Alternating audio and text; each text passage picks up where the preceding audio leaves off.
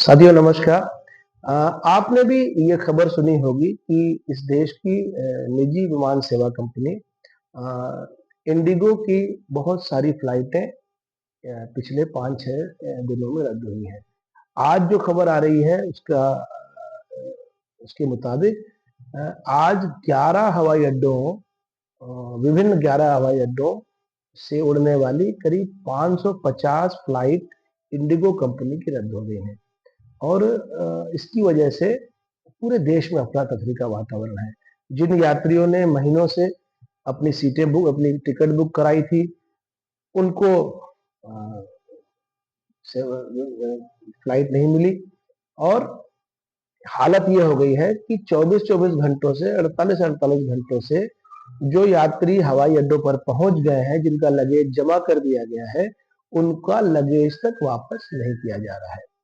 आज हम चर्चा इसलिए भी कर रहे हैं आपके साथ कि देखिए ये निजीकरण का नतीजा है कि आज भारत सरकार के पास अपनी एक ऐसी कंपनी भी नहीं बची जिसका उपयोग वो यात्रियों को राहत देने के लिए कर सके।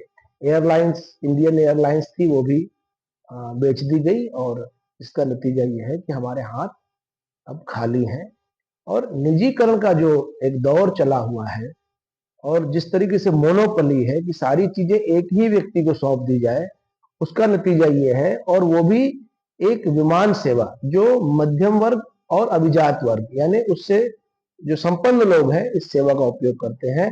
और यदि एक सेवा चरमराने से अफरा तफरी मच गई तो आप कल्पना कर सकते हैं कि यदि जो विद्युत सेक्टर बिजली सेक्टर के उत्पादन हम निजी कंपनियों को सौंप रही है हमारी सरकार, या कोयला उत्पादन निजी कंपनियों को सौंप रही है, या बैंकिंग सेक्टर या एलआईसी सेक्टर या पोर्ट का है, या हवाई अड्डे जिस तरीके से निजी हाथों में सौंपे जा रहे हैं, या पेट्रोलियम कंपनियां रिफाइनरियां सौंपी जा रही हैं, तो और ये दौर लगातार जारी है।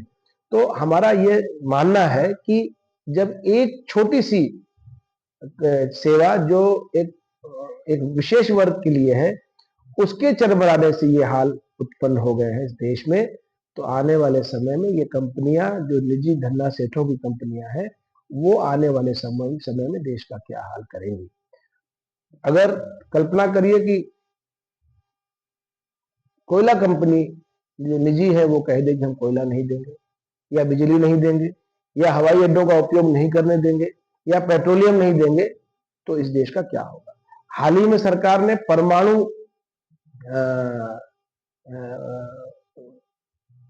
हथियारों के बारे में इसी तरीके से प्रधानमंत्री जी ने घोषणा की है कि हम उसको निजी क्षेत्र के लिए खोल रहे हैं। सेना के साजो सामान की हम बात करते हैं, वो भी निजी क्षेत्र में के लिए खोला जा रहा है। तो मेरा यही कहना है कि इसका खामियाजा बहुत बुरी तरीके से, बहुत भयावह स्थिति का सामना करने के साथ भुगतना पड़ सकता है। और सारी जो स्थिति है वो देश की जनता के सामने आएगी, और सारी तकलीफ, परेशानी और खतरा वो देश और देश की जनता के लिए होगा।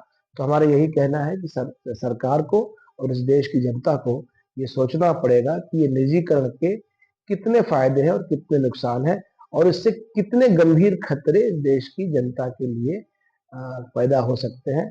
तो आज यही चर्चा का विषय था कि इस देश में जो निजीकरण का दौर शुरू हुआ है, वो निजीकरण से हमारी नौकरियां तो जा ही रही हैं, बेरोजगारी पैदा हो रही है, लोग परेशान हो रहे हैं, लोगों का जो परचेस पावर है वो कम हो रहा है, नौकरियां धीरे धीरे समाप्त होती जा रही हैं। ऊपर से जो जो ये ब्लैकमेलिंग का जो एक जरिया बन सकती हैं, और जो कंपनियां मनमानी कर सकती हैं और इस देश की सरकार को आंख दिखाने की जरूरत भी कर सकती हैं, तो वो एक समस्या इस देश के सामने खड़ी है। तो आज इसी विषय पर हम चर्चा करना चाहते थे और आपके साथ चर्चा की। और मुझे उम्मीद है कि प्रधानमंत्री जी इस इंडिगो की समस्या के बाद निश्चित रूप से अपनी नीति में कोई परिवर्तन करेंगे, और निजीकरण कम से कम ऐसी सेवाएं जो आगे जनता के लिए, देश के लिए खतरा, गंभीर खतरा बन सकती हैं, उन सेवाओं को निजी हाथों में सौंपने से अपनी सरकार की नीति बनाकर उनको रोकने का प्रयास करेंगे। इसी विषय पर आज हमने चर्चा की। आने वाले समय में फिर हम आपके साथ मुखातिब होंगे किसी नए मुद्दे पर, किसी नए विषय के साथ। बहुत बहुत धन्यवाद। नमस्कार। जय हिंद।